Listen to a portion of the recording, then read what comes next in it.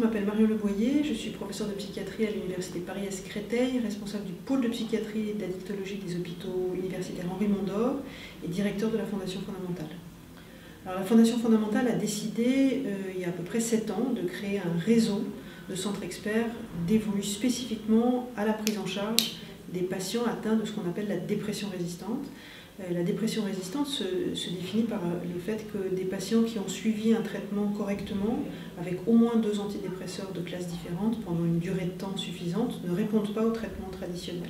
Et donc pour ces patients qui représentent à peu près 30% de l'ensemble des patients atteints de dépression, nous avons construit ces centres experts qui ont pour mission de faire une évaluation diagnostique standardisée, complète, exhaustive, pour essayer de trouver des causes de la résistance et de proposer des stratégies thérapeutiques efficaces. Plusieurs articles qui ont été publiés au niveau international et au niveau français qui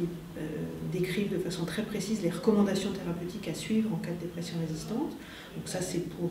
la pratique quotidienne de ce que nous faisons sur ces centres. Il y a par ailleurs toute une série de pistes de recherche qui essayent de comprendre l'origine de cette résistance. Et par exemple, dans mon équipe, on travaille beaucoup sur les facteurs inflammatoires qui expliqueraient la résistance, avec des marqueurs biologiques qui permettent de préciser par une prise de sang cette composante inflammatoire et qui permettent derrière de rechercher les causes de cette inflammation et ultérieurement, bien sûr, de les traiter spécifiquement. Donc tout ça, c'est des pistes de recherche, mais c'est vrai que ces centres experts, ils sont à la fois là pour être des plateformes de diagnostic et de soins, et également pour être des infrastructures de recherche. Effectivement, grâce aux bases de données de la Fondation Fondamentale, nous avons pu démontrer, et c'était vraiment quelque chose qui a été révélé il n'y a pas très longtemps, qu'associé à cette dépression résistante, il y a près de 38% des patients qui présentent un syndrome métabolique. Un syndrome métabolique, ça se définit par des paramètres assez simples et assez normalement classiquement suivis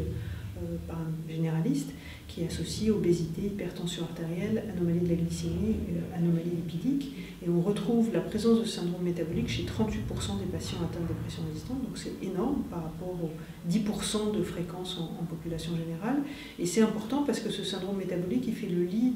d'accidents cardiovasculaires. Et malheureusement, les patients, quand ils ont une pathologie psychiatrique, on s'aperçoit que le diagnostic, le suivi par un généraliste n'est pas fait ou n'est plus fait. En particulier,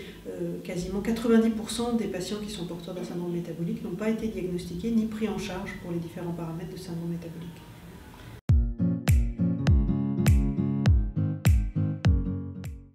La reconnaissance et le rôle du médecin généraliste,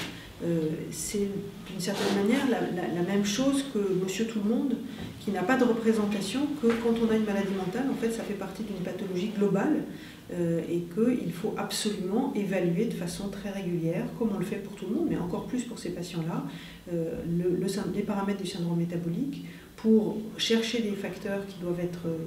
pris en charge et diagnostiqués, et pour chercher aussi des facteurs qui pourraient expliquer la résistance. Or, aujourd'hui, quand un patient a une pathologie psychiatrique, il n'a pas toujours de médecin généraliste. Le médecin généraliste a une représentation de lui qui est « il a une maladie mentale » et pas du tout, il souffre d'une pathologie globale et il faut que je prenne en compte l'ensemble des paramètres comme je le ferais finalement chez tout le monde, mais encore plus que pour Monsieur Tout-le-Monde.